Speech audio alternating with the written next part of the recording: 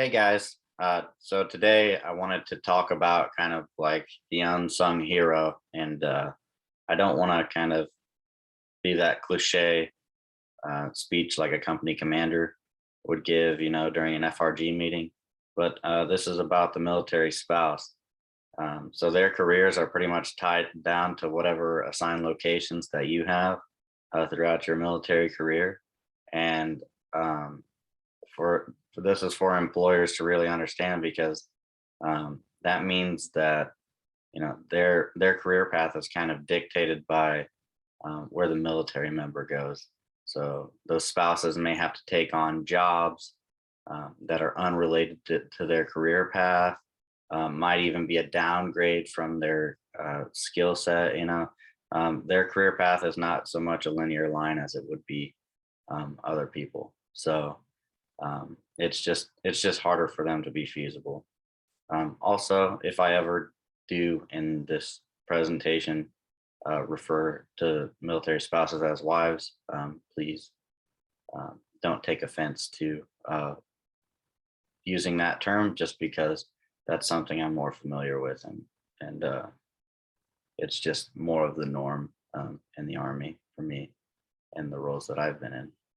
Um, but going back to that, taking jobs that are unrelated to their career path, that's just based on the available opportunities that are at each location, if there are any, and then also employer preferences.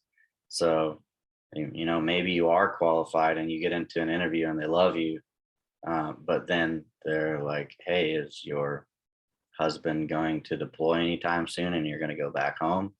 Um, are you guys going to switch duty stations anytime soon?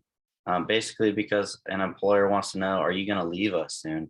Because they don't want to hire somebody and spend all that money on getting somebody either trained or just getting used to the systems that they use. And then you leave them 2 or 3 months later. So it's a big letdown for them. And it's an understandable concern. Um, for the veterans to understand after the military is pretty similar to post deployment. So your spouse has to adjust to you being around more. And you might carry over certain mentalities that worked on deployment that don't work in the home life anymore. So, similar to that, when you get out of the military, not everything is going to be on that military mindset of, you can't just go in and get away with being rude or cursing all the time, things like that. You can't be as straightforward, um, not caring whether you hurt people's feelings, because ultimately that's going to affect your relationships, either with your spouse or coworkers.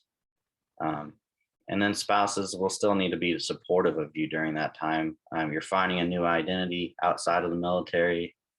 You're finding a new identity outside of all of its structures. And then you're also not going to be surrounded by the same people on a day to day basis. And honestly, that does take a toll on veterans as they first get out. Um, some things to note for the military spouses is that their career may take off after you transition out, and it's up to you to be supportive. They were supportive of your career as you bounced around from place to place, um, but now is the time to kind of trade off responsibilities for a little while. Let their salary take care of you while you get your career rolling. um, Use that time that they're being successful in their career to bridge your skills gaps, whether that's schooling, any kind of training, um, jobs, internships, etc. And that's a unique advantage that you have over those who are not in committed relationships when they leave the military. You have that support system, both emotionally, financially, and then also professionally. And then the last tidbit I have on that is don't get jealous of your spouse. If they're kicking it off in their career and you're still transitioning, say it takes you 3 or 4 years to go through college, for example, that's 3 or 4 years that they're hammering away at their career, and you can't compare yourself to them. At the end of the day, remember, it's a team effort, and the more people that you have on board for your transition and also for their transition into a new way of life is going to help you. So hopefully that helps with some thoughts on military spouses. I wanted to put out some basic information so that way employers understand what military spouses are up against, and then also some perspectives for both the veterans and the military spouses to help ease that transition and continue to be successful. So thanks. I'm Brian with TTPs, and hopefully this helps you. Thanks.